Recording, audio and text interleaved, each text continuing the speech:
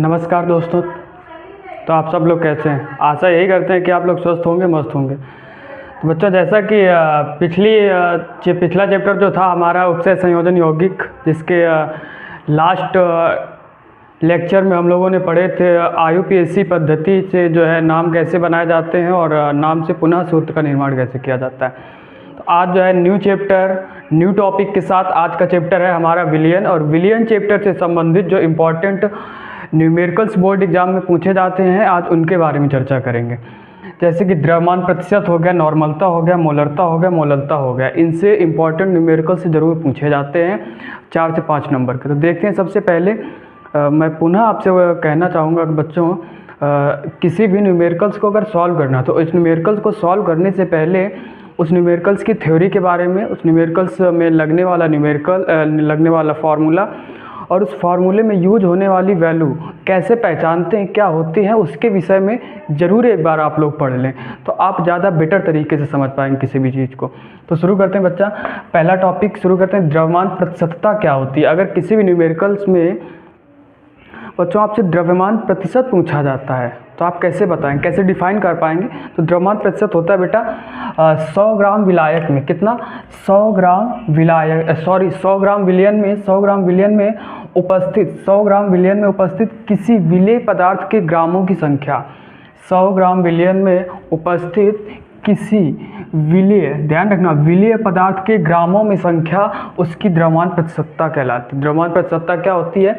100 ग्राम विलियन में उपस्थित किसी विलेय पदार्थ की ग्रामों में संख्या, उसकी द्रव्यमान प्रतिशतता कहलाती है। फार्मूला क्या होता है? द्रव्यमान प्रतिशतता का फार्मूला होता है बेटा विलेय का द्रव्यमान बटे विलयन का द्रव्यमान, विलेय का द्रव्यमान बटे विलयन का द्रव्यमान इंटू 100। सबसे इम्पॉर्टेंट बात कि विलेय और विलयन क्या होता है। तो आप जब चैप्टर पढ़े होंगे तो आपने पढ़ा होगा कि विलयन जो होता है ये विलेय और विलायक के मिलने से बनता है। ये 3 चीज़ों का ध्यान रखेंगे। जो विलयन होता है, विलयन विलेय और विलायक के मिलने से बनता है। विलेय क्या होता है? विलेय होती कम वाली मात्रा, विलेय होती बेटा कम वाली मात्रा। जो विलेय होती है वो कम वाली मात्रा होती है, और जो विलायक होता है वो ज़्यादा वाली मात्रा होती है। किसी भी विलयन में आप कैसे पहचानेंगे कौन सा पदार्थ जो है विलेय होगा, कौन सा विलायक होगा? तो आपको बताते बेटा, जो विलेय होता है वो कम वाली मात्रा होती है, जो विलायक होता है वो ज़्यादा वाली मात्रा होती है। तो आशा करते हैं आपको द्रव्यमान प्रतिशतता समझ में आई होगी। अब देखिए बेटा, नॉर्मलता क्या चीज़ होती है। अब देखिए नॉर्मलता क्या चीज़ है। नॉर्मलता क्या होती है? नॉर्मलता होती है बेटा 1 लीटर विलयन में उपस्थित, ध्यान रखना, 1 लीटर विलयन में उपस्थित विलेय के ग्राम तुल्यांकों की संख्या को 1 लीटर विलयन में उपस्थित विलेय के ग्राम तुल्यांकों की संख्या को उसकी नॉर्मलता n कहते हैं। नॉर्मलता का जो सिंबल होता है, कैसे पहचानते हैं? तो नॉर्मलता का सिंबल कैपिटल N होता है। क्या लिखा है? नॉर्मलता क्या होती है? 1 लीटर विलयन में उपस्थित विलेय के ग्राम तुल्यांकों की संख्या को उस विलयन की नॉर्मलता कहते हैं। और इसका फार्मूला क्या होता है? इसका फार्मूला होता है विलेय के ग्राम तुल्यांकों की संख्या बटे विलयन का आयतन लीटर में। ध्यान रखना बेटा, आपको ज़्यादातर फार्मूला यही मिलेगा। आपको क्या मिलेगा? नॉर्मलता बराबर होता है विलेय के ग्राम तुल्यांकों की संख्या बटे विलयन का आयतन बशर्ते लीटर में होना चाहिए। एक हम फार्मूला जो बताते हैं बेटा, इस फार्मूले का आप यूज कीजिए और बहुत ही कम से कम समय में जो है आप नॉर्मलता के सवाल को बहुत आसानी के साथ सॉल्व कर सकते हैं। समय बचेगा आपका और आपको ज़्यादा दिक्कत भी नहीं महसूस होगी। फार्मूला क्या है? नॉर्मलता बराबर small w into 1000 upon E into V। और V मतलब क्या होता है? देखो, सबसे पहले हमने आपको सारे सिंबल बता दिए। कैपिटल M क्या होता है? मोलरता होती है।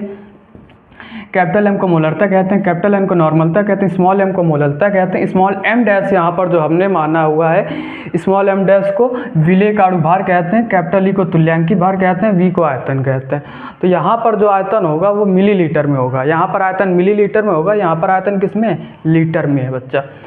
तो स्मॉल w, ये 1000 क्यों लगाया? क्योंकि आप लोग जानते हैं, सभी लोग जानते हैं कि 1 लीटर में 1000 मिलीलीटर होते हैं।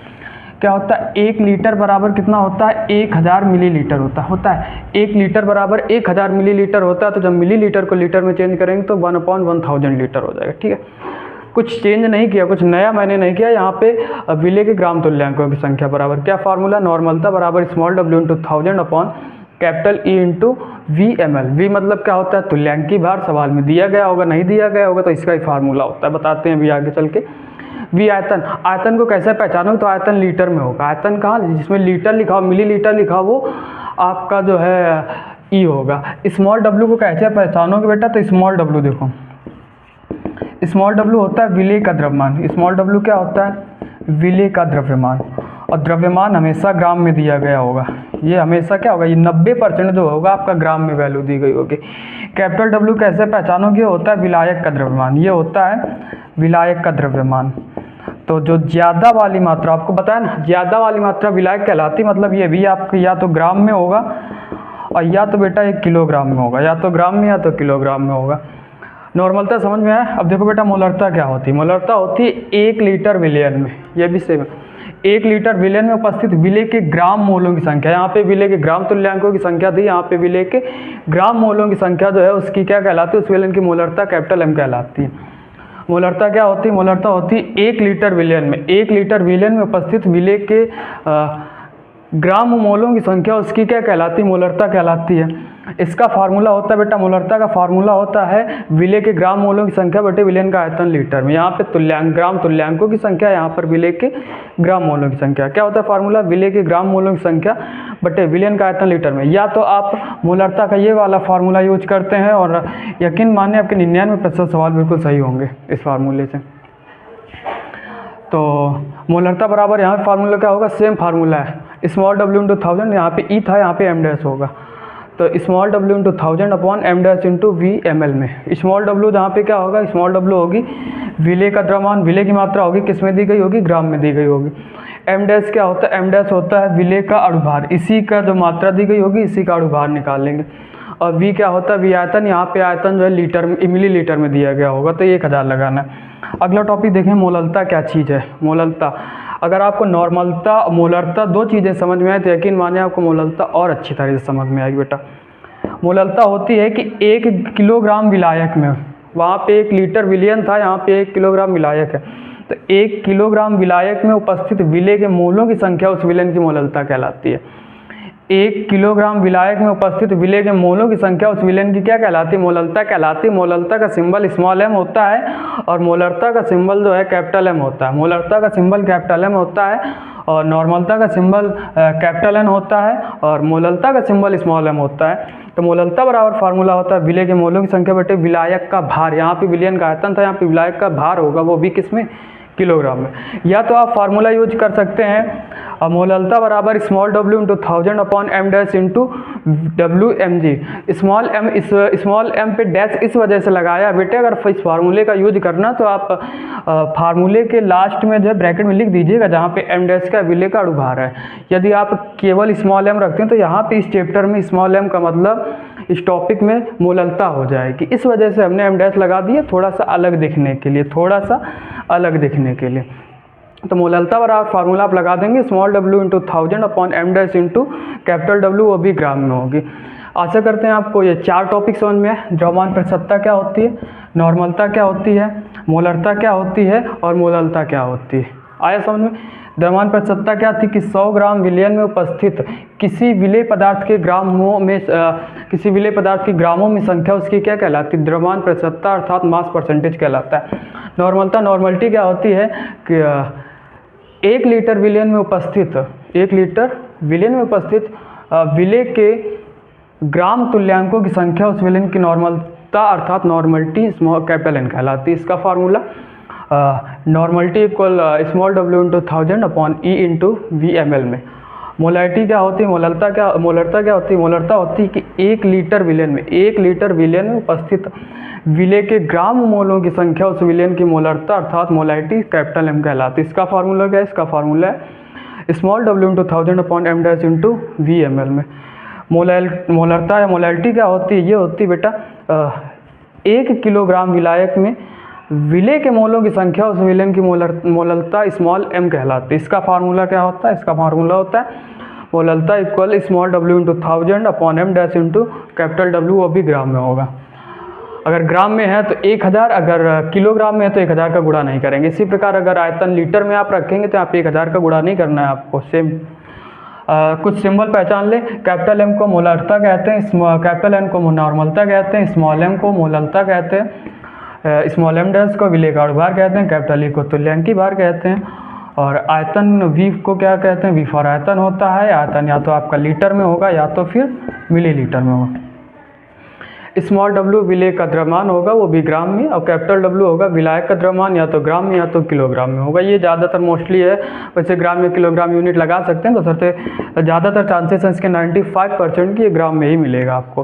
तो चलिए बेटा अब एक और टॉपिक इससे संबंधित देख लेते हैं, जिसमें नॉर्मलता और मोलरता में संबंध देख लेते हैं, क्योंकि उसके भी 1-2 न्यूमेरिकल्स पूछे जाते हैं। उसके बाद हम लोग चलते हैं न्यूमेरिकल्स की ओर। तो देखिए बेटा अगला टॉपिक है नॉर्मलता व मोलरता में संबंध क्या होता है। तो नॉर्मलता व मोलरता में संबंध जो होता है वो होता है बेटा, इसका फॉर्मूला नॉर्मलता बटे मोलरता बराबर अणुभार बटे तुल्यांकी भार। या आप अकॉर्डिंग टू सिंबल इसको लिख सकते हैं, या आप इसको अकॉर्डिंग टू सिंबल कर सकते हैं बेटा। एन फॉर नॉर्मलता, एम फॉर मोलरता, और एम डैश फॉर अणुभार, और ई फॉर तुल्यांकी भार। तो नॉर्मलता या मोलरता में संबंध अगर कभी भी पूछा जाए, नॉर्मलता दे करके आपसे नॉर्मलता दे करके मोलरता पूछ ले न्यूमेरिकल्स में, तो आपको ये फार्मूला लगाना है, नॉर्मलता बटे मोलरता बराबर अणुभार बटे तुल्यांकी भार।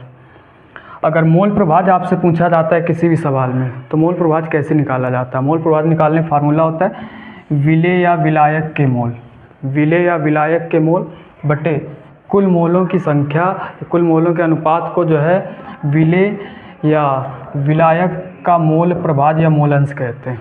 क्या होता है? विलेय या विलायक के मोल तथा कुल मोलों के अनुपात को विलेय या विलायक का मोल प्रभाज या मोल अंश कहते हैं, इंग्लिश में इसे मोल फ्रैक्शन भी कहते हैं। अगर विलेय का मोल प्रभाज निकालना है आपको, तो इसका फार्मूला होगा विलेय के मोल बटे कुल मोल। यदि आपको विलायक का मोल प्रभाज निकालना है, तो इसका फार्मूला होगा विलायक के मोल बटे कुल मोल। और कुल मोल निकालने का फार्मूला जो है ये होगा विलेय का मोल प्लस विलायक के मोल। समझ में? मोल निकालने का फार्मूला होता है जिसके भी मोल आपको निकालने हैं उसकी दी गई मात्रा बटे अणुभार। आपको जिसके भी मोल निकालने हैं उसकी मात्रा और बटे उसकी मात्रा बटे में अणुभार। समझ में आया? जैसे कि एग्जांपल बताते हैं आपको। क्वेश्चन लिखा है कि 180 ग्राम जल में 180 ग्राम जल में जल के मोलों की संख्या बताइए।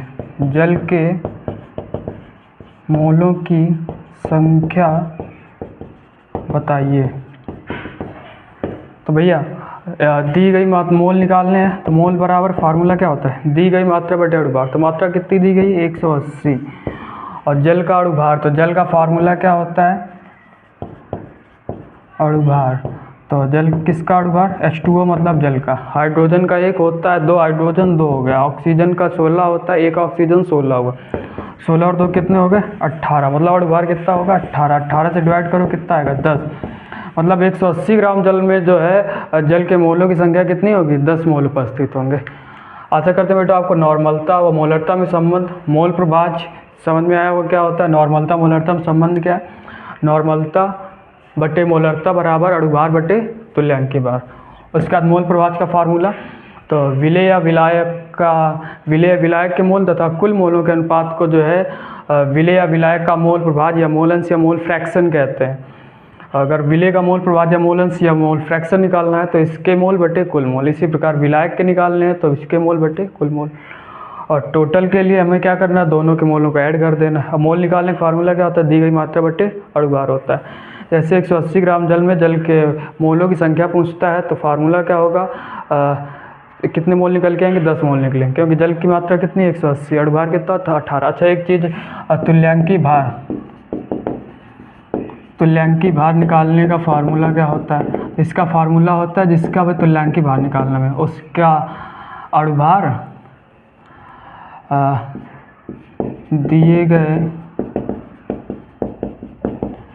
यौगिक का अणुभार बटे में अम्लीयता या क्षारीयता, अम्लीयता या क्षारीयता। ठीक।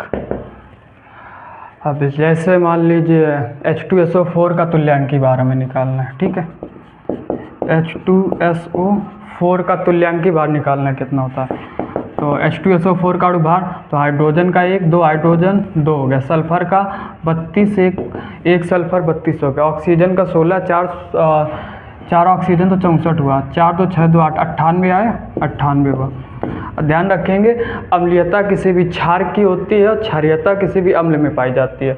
तो इसमें अम्लीयता या क्षारीयता पहचानने का तरीका, उपस्थित हाइड्रोजनों की संख्या, H+ आयनों की संख्या उसकी क्षारीयता कहलाएगी और OH- आयनों की संख्या उसकी अम्लीयता कहलाती है। तो H कितने हैं यहाँ पे 2, तो इसका जो H कितने 2 है तो इसका अम्लीय क्षारीयता कितना होगा, 2 से इसको डिवाइड करो कितना होगा 49।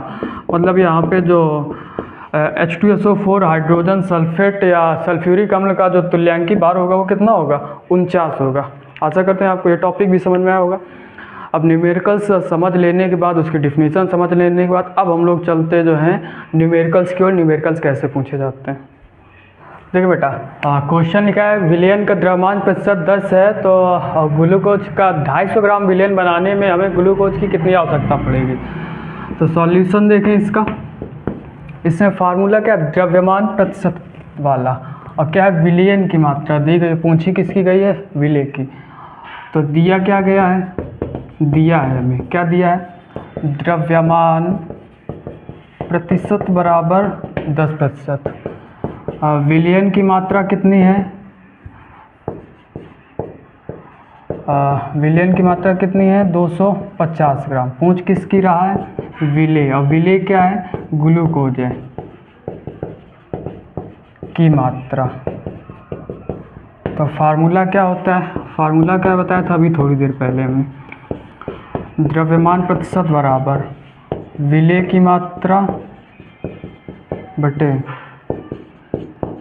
विलयन की मात्रा इनटू में 100। ठीक, तो द्रव्यमान प्रतिशत कितना है 10, विलयन की मात्रा मान लो स्मॉल w। ठीक, तो ये स्मॉल w और विलयन का मात्रा कितना है 250 इनटू में कितना है 100। तो स्मॉल w बराबर इसके पास कुछ नहीं एक मानो, क्रॉस गुणा कर दो बेटा। तो क्रॉस गुणा होकर 10 × 250 और बट्टे में 100, ये 100 गुणे में इधर आएगा भाग में, एक 0 से ये 0, इस 0 से ये 0। तो स्मॉल w बराबर कितना आएगा 25 से कम 25 और यूनिट किस में ग्राम। अर्थात अगर यदि विलयन का 10%, यदि विलयन का द्रव्यमान प्रतिशत 10 है और ग्लूकोज 250 ग्राम का विलयन बनाना है तो हमें उसमें कितना ग्लूकोज मिलाना होगा 25 ग्राम ग्लूकोज को मिलाना होगा। कितना ग्लूकोज मिलाना होगा 25 ग्राम ग्लूकोज होगा। नेक्स्ट न्यूमेरिकल्स देखते हैं हम लोग, न्यूमेरिकल्स नंबर सेकंड क्या पूछा जाएगा। नेक्स्ट क्वेश्चन देखेंगे बेटा,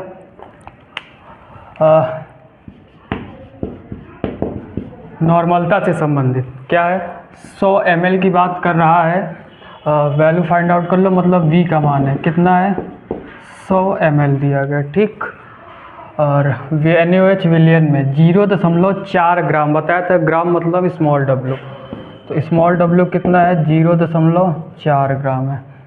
क्या घुला हुआ है NaOH, तो इसका अणुभार निकाल लो NaOH का अणुभार निकाल लो बेटा। सोडियम का होता है 23, ऑक्सीजन का होता है 16 और हाइड्रोजन का होता है 1। तो ऐड करो 6 1 7 3 10 2 1 3 1 4, मतलब NaOH का जो अणुभार होगा वो कितना होगा, वो होगा 40 होगा। ठीक, नॉर्मलता का फार्मूला बताए थे अभी थोड़ी देर पहले, small w × 1000 upon m dash into v किस में ml में। स्मॉल w का मान कितना है 0.4 है इंटू 1000 है, m डैश का मान कितना है 40 है और v का मान कितना है 100 है। भैया बेटा ये दशमलव हटाओ और एक 0 बढ़ाओ। ठीक, 1 1 1 1 ये ख़त्म, क्या बचा 4/40, 4 से काटो 1/10 बचा, मतलब नॉर्मलता बराबर 1/10 या राउंड फिगर में वैल्यू है, एक नोट कर तो 0 कितने 1.1 अंक के बाद लगेगा, मतलब नॉर्मलता कितनी निकल के आएगी इसके 0.1 आएगी। समझ में आया, उम्मीद करते हैं आप। हमने बताया था न्यूमेरिकल्स, हम आपको एक एक न्यूमेरिकल्स बताएंगे, बहुत ही बेटर तरीके से न्यूमेरिकल्स बताएंगे कैसे। नेक्स्ट क्वेश्चन, नॉर्मलता समझ में आई कैसे? पहला काम करें, आप वैल्यू पहचानना सीखें। सबसे पहले फार्मूला तैयार करें। फार्मूला तैयार करने के बाद सेकंड स्टेप है न्यूमेरिकल्स का, कि आप सबसे पहला सेकंड स्टेप पे आप न्यूमेरिकल्स की में दी गई वैल्यू को पहचानना सीखें, कैसे आइडेंटिफाई कर पाते हैं। उसी प्रकार अब मोलरता का फार्मूला क्या बताया था? मोलरता बराबर था स्मॉल w, सॉरी गलत हो गया, यहाँ पे m डैश नहीं होगा, क्या होगा? E होगा। E मतलब तुल्यांकी भार निकालते हैं। अब तुल्यांकी भार निकालने का फार्मूला बताया था, दी गई मात्रा बट्टे अम्लीयता या क्षारीयता। यहाँ पे स्मॉल n मान लेते हैं, जहाँ पर स्मॉल n क्या है?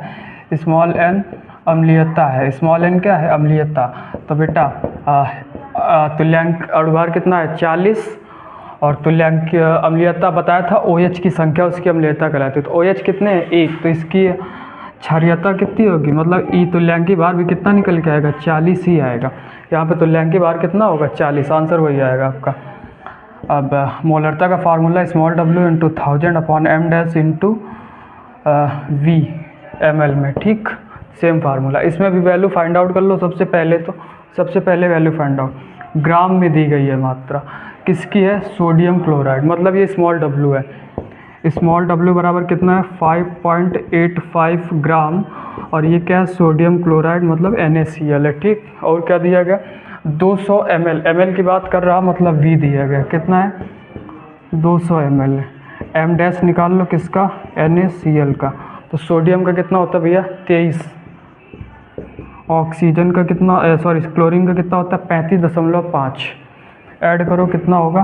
58.5 होगा।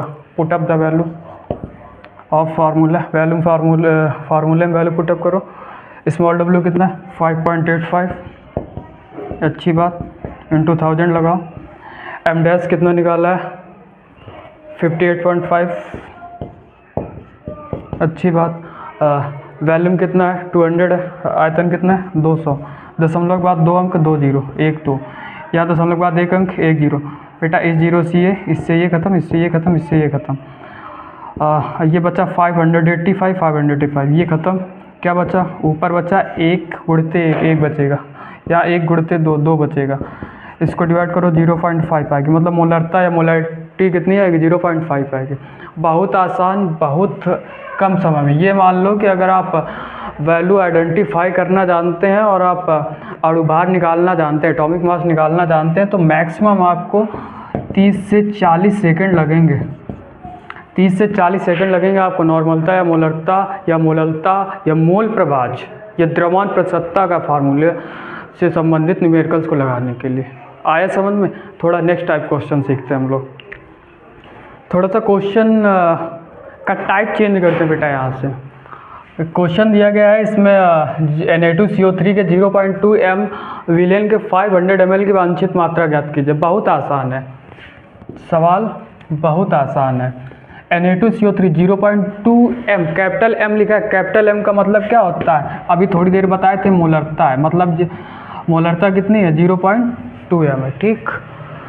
500 ml मतलब V का मान कितना है? 500 ml है। और मात्रा किसकी पूछ रहा है? Na2CO3 की, मतलब स्मॉल w पूछ रहा है। क्या पूछ रहा है? Small w। m डैश निकाल लो किसका? Na2CO3 का। सोडियम का 23 होता है, 2 से सोडियम मतलब 23 दूनी 46। कार्बन का 12 होता है, 1 कार्बन मतलब 12। ऑक्सीजन का 16 होता है, 3 ऑक्सीजन मतलब 48। ऐड करो 106 आएगा। 8 2 10 6 16 और 5 1 6 4 10, 106 हुआ। वैल्यूम पुटअप करो भैया। मोलरता बराबर फार्मूला क्या था? Small w into 1000 upon m dash into v किस में? ml में। इसका मान कितना है? इसका मान कितना है? 0.2 है। स्मॉल w निकालना है, ये 1000 है। m डैश का मान 106 है और v का मान कितना है? 500 है। इसके पास को नहीं दशमलव क्रॉस गुणा कर दो एक मान के, तो w बराबर हो जाएगा 0.2 इंटू 106 इंटू 500 और अपॉन में 1000। बेटा ये दशमलव हटाओ, ये 0 बढ़ाओ, ठीक। ये ख़त्म, ये ख़त्म, ये ख़त्म। स्मॉल डब्लू बराबर बचा आपका 2 गुणते 106 गुणते 5/100। तो ये 2 पंचे 10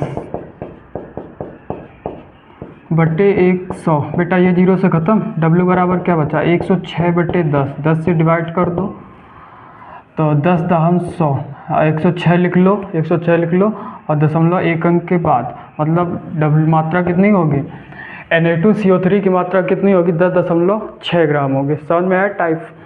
बहुविकल्पी में 1 नंबर के क्वेश्चन पूछा गया है ये वाला। देखो बेटा इसका सॉल्यूशन, तो इसमें 0.3 m वही बताया, पहचान लो, मतलब m का मान दिया कितना है 0.3 है। नॉर्मलता मतलब n पूछी गई है, तो नॉर्मलता मोलरता में संबंध बताए थे थोड़ी देर पहले भी।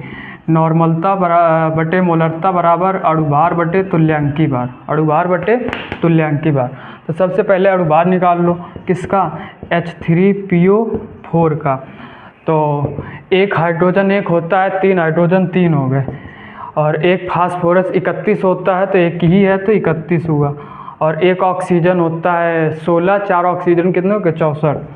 ऐड करो 4 1 5 3 8 98 होगा, मतलब अणुभार कितना है 98। अब तुल्यांकी भार निकाल लो इसका। तुल्यांकी भार निकालने का फार्मूला बताया था अभी, अणुभार बटे अम्लीयता या क्षारीयता। तो ये है आपका एक एसिड अम्ल है, और अम्ल की क्या होती है क्षारीयता, और क्षारीयता क्या होती है हाइड्रोजन, उपस्थित हाइड्रोजनों की संख्या, मतलब H कितने हैं यहाँ पे 3 है, तो इसकी क्षारीयता कितनी होगी 98/3 होगी। पुट अप द वैल्यू, तो n की वैल्यू कितनी निकालनी है, m का मान कितना है 0.3 है, m डैश का मान 98 है, इसका मान कितना है 98/3 है।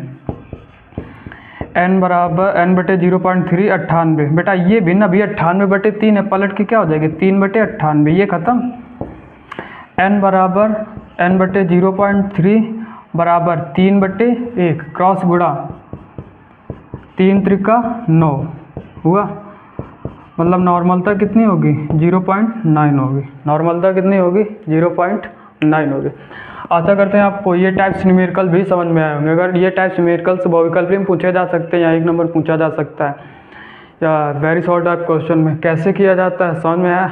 अब हम लोग बढ़ते हैं मोललता वाले न्यूमेरिकल सीखते हैं वो कैसे लगाए जाते हैं। नेक्स्ट टाइप क्वेश्चन देखें बेटा, मोललता वाले क्या लिखा है, भारानुसार 20% पोटेशियम कार्बोनेट विलयन की मोललता की गणना करनी है। 20% K2CO3 का अर्थ है कि K2CO3 की मात्रा कितनी है 20 ग्राम है। कोई भी चीज़ टोटल अपने आप में 100 होती है, कितनी होती है 100 होती है। अगर विलयन 100 ग्राम, इसका अर्थ क्या होगा, अर्थात विलयन की मात्रा कितनी हो जाएगी 100 ग्राम। तो विलायक की मात्रा कितनी बची, विलायक की हो जाएगी 100 - 20, मतलब इस कैपिटल W कितना होगा, कैपिटल W होगा तुम्हारा 80 ग्राम, कितना होगा 80 ग्राम होगा। समझ में आया। और ये स्मॉल w की वैल्यू, ये किसकी वैल्यू है स्मॉल w 20 ग्राम, ठीक। फार्मूला मोललता का small w × 1000 upon m dash into capital W, वो भी किस में ग्राम में, लगा है ग्राम में। m डैश चाहिए अणुभार, अणुभार किसका चाहिए हमको, अणुभार हमें चाहिए पोटेशियम कार्बोनेट K2CO3 का। पोटेशियम का होता है 39, 39 दूनी 78, कार्बन का होता है 12, एक ही कार्बन है, और ऑक्सीजन का होता है 16, 3 ऑक्सीजन 48, 78 12 90 48 138, मतलब अणुभार कितना होगा 138। वैल्यू पुटअप करो।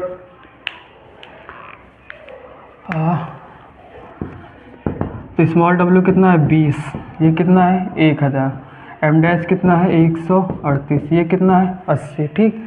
20 एक कम 20, 20 चौक के 80, इसको 4 से काटो 250, तो m बराबर कितना बचा 250/138।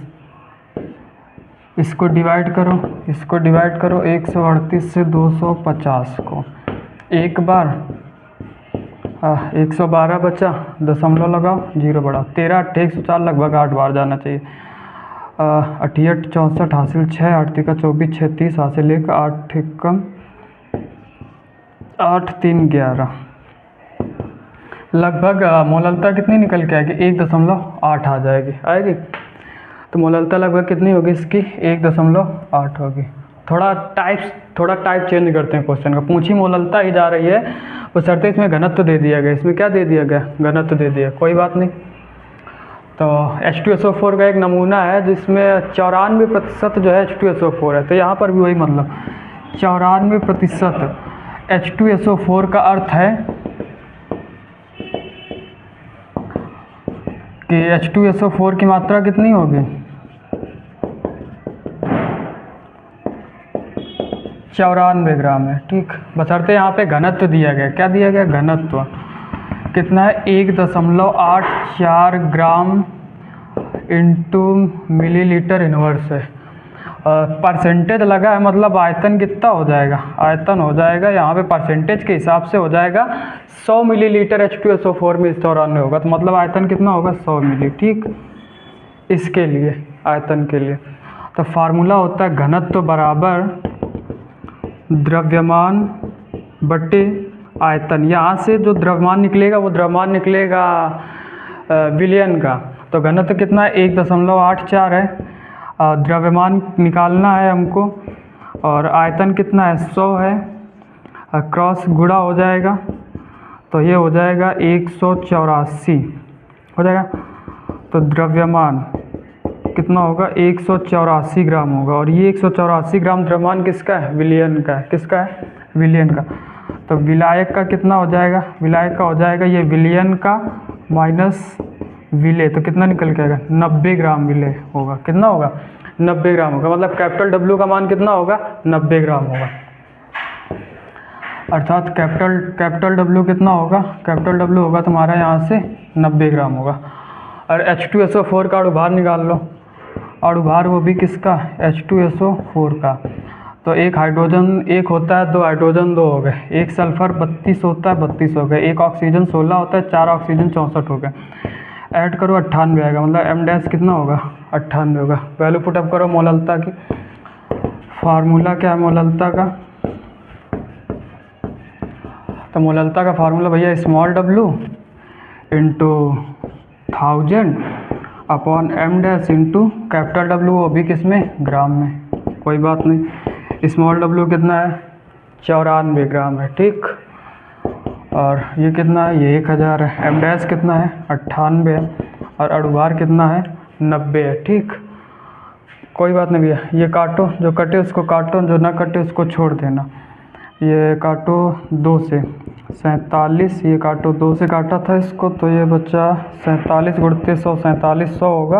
और 9 गुणते 49 बच्चा 9 9 81 81 8 9 चौके 36 और 8 44 441 बच्चा 441 इसको डिवाइड करो 4700 को। लगभग एक बार 10 में से 1 गया, 9 बचेगा। 6 में से 4 गया, 2 बचा। ये ख़त्म, ये ख़त्म। ये जीरो छोटा है, ये जीरो उतारा तो यहाँ भी जीरो उतारो। अभी छोटा है, आप दशमलव लगाओ, अब जीरो बढ़ाओ। और लगभग 6 बार जाएगा। 6 कम 6 6 चौके 24 6 चौके 24 तो 26। तो मोललता कितनी आएगी? मोललता आ जाएगी इसकी 10.6 आ जाएगी। अर्थात मोललता कितनी होगी? 10.6 होगी। अब आशा करते हैं आपको मोललता के दोनों टाइप्स न्यूमेरिकल समझ में आए होंगे। अब सीखते हैं हम लोग मोल प्रभाज वाले न्यूमेरिकल्स कैसे लगाए जाते हैं।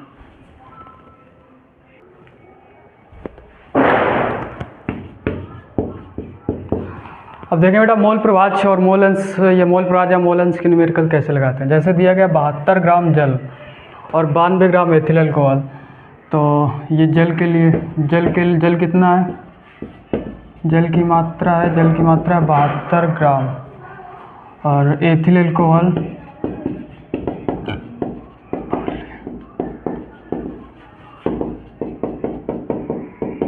कितनी है? 92 ग्राम। तो मोल निकालने पड़ेंगे, तो इसका सबसे पहले अणुभार निकाल लो। H2O का अणुभार कितना होगा? इसका 2, इसका 16, 2 + 16 18 होगा। इसी प्रकार ये एथिल अल्कोहल का अणुभार, फार्मूला होता है एथिल अल्कोहल का C2H5OH का अणु भार। तो एक कार्बन का होता है 12 12 और 2 कार्बन का 24, एक हाइड्रोजन का 5 5 एक 6, हाइड्रोजन कितना हुआ 6, और एक ऑक्सीजन का होता है 16, 24 36 16 46 होगा। ठीक, अब यहाँ पे H2O के मोल निकालो। H2O के क्या निकालने पड़ेंगे हमें, के मोल। तो मोल निकालने का फार्मूला बताया था, दी गई मात्रा बटे अणु भार। 18 चौके 4 मोल निकलेंगे, मतलब H2O के कितने मोल होंगे, 4 मोल होंगे।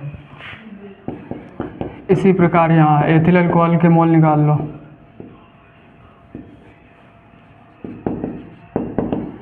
तो इसके मोल कितने होंगे, इसकी मात्रा कितनी दी गई है 92, और अणु भार कितना है 46, 46 दूनी 92, मतलब 2 मोल होंगे। इसके कितने मोल होंगे, 2 मोल। अब यहाँ से कुल मोल निकाल लो। अब क्या निकाल लो, अब इनके कुल मोल। तो कुल मोल जल के मोल प्लस एथिल अल्कोहल के मोल, तो 4 और 2 कितने हो गए 6 मोल होंगे, मतलब कुल मोल कितने होंगे 6 मोल। अब किसका मोल प्रभाज निकालना है, दोनों के निकालना है। तो H2O का मोल प्रभाज, फार्मूला क्या है, H2O के मोल बटे कुल मोल, डिवाइड करो 2/3, अर्थात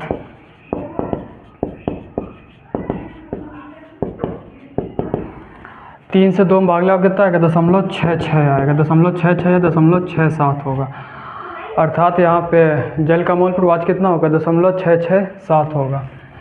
या C2H5OH का मोल प्रभाज निकाल लो, का मोल प्रभाज। तो इसके C2H5OH के मोल बटे कुल मोल, तो कुल मोल कितने 6, डिवाइड करो 1/3। तो C2H5OH अर्थात एथिल अल्कोहल का मोल प्रभाज कितना होगा 0.33 होगा। ठीक, ये समझ में। ये सवाल 2 तरह से पूछा जाता है, एक 72 ग्राम जल होता है, या तो यहाँ पे 36 ग्राम जल लिखा होगा, या तो 92 ग्राम एथिल अल्कोहल की जगह पे 46 ग्राम लिखा होगा। और जहाँ पे H2O के मोल 0.67 निकलते हैं, और एथिल अल्कोहल का मोल प्रभाज जो होता है इसका निकलता है 0.33। देखिए बेटा, नेक्स्ट टाइप क्वेश्चन क्या लिखा है, भारानुसार 30% ग्लिसरॉल, जिसका फार्मूला C3H8O3 के जली विलयन में जो है ग्लिसरॉल के मोलेंस की गणना करनी है। तो सबसे पहले 30% C3H8O3 का अर्थ है कि इसकी मात्रा कितनी है, इसकी मात्रा है 30 ग्राम। अब कोई भी चीज़ टोटल अपने आप में कितनी होती है 100, तो जल कितना बचेगा, अतः जल H2O की मात्रा होगी, कितनी होगी 100 होती है टोटल, 100 में से 30 गया तो कितना बचा, मतलब 70 ग्राम होगा। जल कितना होगा 70 ग्राम। तो C3H8O3 का अणुभार निकाल लो।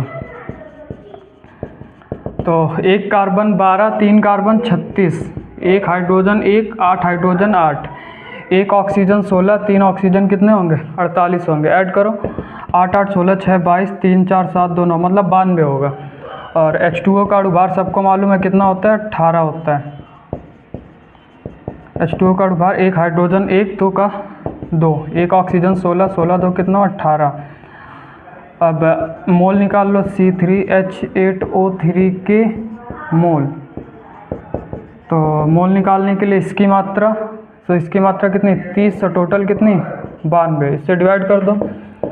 92 से 30 को दशमलव लगाया, 0 बढ़ाया, लगभग 3 बार, 3 दूनी 6, 3 9 27, और 10 में से 6 गया 4, 9 में से 7 गया 2, ये खत्म। दशमलव लगा, 0 बढ़ा सकते, लगभग 2 बार। तो ग्लिसरॉल के मोल कितने होंगे, ग्लिसरॉल के होंगे 0.32 मोल होंगे। जल के मोल निकाल लो। तो जल के मोल निकालने के लिए भी क्या करना पड़ेगा हमें, जल की मात्रा बट्टे कुल मात्रा। तो 70 से 92 को डिवाइड करो, 92 से 70 को, तो सॉरी जल का अणुभार कितना होता है 18 होता है। 18 से डिवाइड करो, तो 18 3 54, 16 दशमलव लगाओ, 0 बढ़ाओ, 18 8 144, फिर से 16, फिर से, तो मतलब H2O के कितने मोल निकल के आएंगे? 3.88। अब यहाँ से कुल मोल निकाल लो। क्या निकाल लो? तो कुल मोल निकालने के लिए ग्लिसरॉल के मोल प्लस H2O के मोल ऐड कर दो। तो 8 2 10 और 8 3 11 12, हासिल 1 4 3 3 और 1 4, मतलब 4.20 मोल होंगे। कुल मोल कितने होंगे? 4.20। अब जिसका मोलेंस निकालना है, मोलेंस किसका पूछ रहा है हमसे? केवल ग्लिसरॉल का। तो ग्लिसरॉल के मोलेंस या मोल प्रभाज निकालने का फार्मूला बताया था, जिसके मोलेंस या मोल प्रभाज निकालने उसके मोल बटे में कुल मोल। बेटा यहाँ भी 0.2 के बाद यहाँ भी, तो ये 32/420, 32/420, ये 4 से डिवाइड हो जाएगा। 4 8 32 और 4 एकम 4 और 4 पंचे 20, 105, मतलब 105 से 8 को डिवाइड करो तो ये दशमलव, ये 0 भी छोटा है बेटा, एक 0 इधर बढ़ाओ तो ये लगभग जाएगा 7 बार, 735, 5 9 में से 3 गया 6, अब जाएगा लगभग 6 बार। तो इसका ग्लिसरॉल के जो मोल अंश निकल के आएंगे के मोल अंश वो कितने होंगे? वो होंगे आपके 0.076, मतलब ग्लिसरॉल के मोल अंश कितने होंगे? ग्लिसरॉल के जो मोल अंश होंगे वो होंगे आपके 0.076। तो आशा करते हैं बच्चों कि आपको आज का लेक्चर समझ में आया होगा। आज के लेक्चर में हमने जो पढ़ा है, हमने क्या क्या सीखा? सबसे पहले हम लोगों ने द्रव्यमान प्रतिशत सीखा, उसके बाद नॉर्मलता, उसके बाद मोलरता, उसके बाद मोललता, उसके बाद में आपके मोल प्रभाज, इतने टाइप्स। और इसके बाद इसमें नॉर्मलता तथा मोलरता से संबंधित न्यूमेरिकल्स भी पूछते हैं। तो मिलते हैं बेटा एक नए टॉपिक में, इसी चैप्टर में ही एक न्यू टॉपिक में जिसमें इंपॉर्टेंट न्यूमेरिकल्स पूछे जाते हैं उसके साथ। तब तक के लिए नमस्कार, जय हिंद, जय भारत।